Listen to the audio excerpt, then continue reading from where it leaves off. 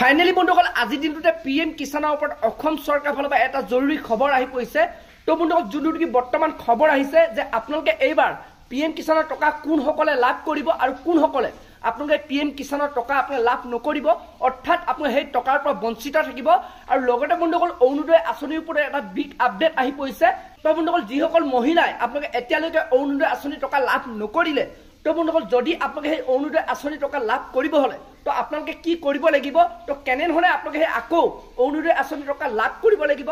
যদি আপোনালোকে আগতে আপোনালোকে অৰুণোদয় আঁচনিৰ টকা লাভ কৰি আহিছিলে, যদি আপুনি এইবাৰ নাপালে আৰু যিসকলে নতুনকৈ আবেদন কৰিছিলে তো সেইসকল লোকেও যদি পৰা নাই, তো তেতিয়াহ'লে আপোনালোকে সেই অৰুণোদয় আঁচনি টকা লাভ কৰিব হলে বৰ্তমান আপোনালোকে কি কৰিব লাগিব। তো বন্ধুসকল আপোনালোকক মই এই দুটা আঁচনিৰ পৰা সবিশেষ জনাম, যোনটো কি বৰ্তমান অসম চৰকাৰৰ ফালৰ পৰা বিগ আপডেট আহি পৰিছে, জৰুৰী ঘোষণা কৰা হৈছে। তো বন্ধুসকল আপোনালোকে সেইটো কাৰণে ভিডিঅ'টো একেবাৰে স্কিপ নকৰাকৈ আপোনালোকে চাই থাকিব। আৰু লগতে যদি আপোনালোকে মোৰ চেনেলটোত নতুনকৈ ভিজিট কৰিছে, চেনেলটো লাইক এটা কৰি থব, পাৰিলে ছাবস্ক্ৰাইব এটা কৰিব, লগতে আপোনালোকে বেল আইকনটো অন কৰি দিব। তো যেতিয়া এনেধৰণৰ নতুন খবৰবোৰ আহি থাকিব তো প্ৰথমে আপোনালোকে সেই ভিডিঅ'টো লাভ কৰিব পাৰিব। তো প্ৰথম এতিয়া আপোনালোকক মই জনাইছো যোনটো কি পিএম কিষাণৰ ওপৰত বৰ্তমান জৰুৰী খবৰ আহি পৰিছে। তো বন্ধুসকল যোনটো কি বৰ্তমান খবৰ আহি পৰিছে পিএম কিষাণৰ ওপৰত, তো যিসকল লোকে আপোনালোকে এই টকাটো এবাৰ লাভ কৰিব, তো বন্ধুসকল আপোনালোকে কিন্তু পিএম কিষাণৰ পঞ্জীয়ন কৰিবই লাগিব। তো যদি আপোনালোকে এতিয়ালৈকে পিএম কিষাণৰ পঞ্জীয়ন কৰা নাই, কিন্তু বন্ধুসকল আপোনালোকে এইবাৰ যোনটো নেকি আহিবলগীয়া 20 নম্বৰ কিস্তি টকাটো আপোনালোকে লাভ নকৰিব। তো নতুন পুৰণা কথা নাই, সকলোৱে আপোনালোকে পিএম কিষাণৰ পঞ্জীয়ন কৰিবই লাগিব।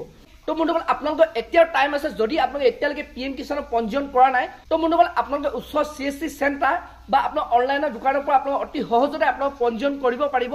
আৰু যদি বন্ধুসকল আপোনালোকে মোবাইলৰ পৰা কৰিম বুলি ভাবে, আপোনালোকে মোক কমেণ্ট কৰিব, আপোনালোকে মোবাইলৰ পৰা ঘৰতে বহি তো আপোনালোকে পঞ্জীয়ন কৰিব পাৰিব। আৰু কেনেধৰণে আপোনালোকে পঞ্জীয়ন কৰিব লাগিব তো সবিশেষ মই তাৰ ওপৰত এটা ভিডিঅ' বনাই দিম। তো সেইটো কাৰণে আপোনালোকে কমেণ্ট কৰিব, তো তাৰ ওপৰত মই এটা পপ আপ আপোনালোকক ভিডিঅ' বনাই দিম।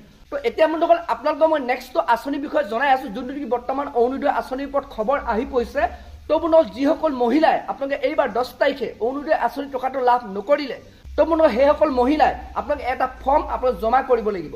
তো বন্ধুসকল আপোনালোকে সেই ফৰ্মটো আপোনালোকৰ যোনটো নেকি পঞ্চায়তত আপোনালোকে পাই যাব। তো সেই ফৰ্মটো হৈছে ৰিভেৰিফাই ফৰ্ম, অৰ্থাৎ ৰিএপ্লাই ফৰ্ম।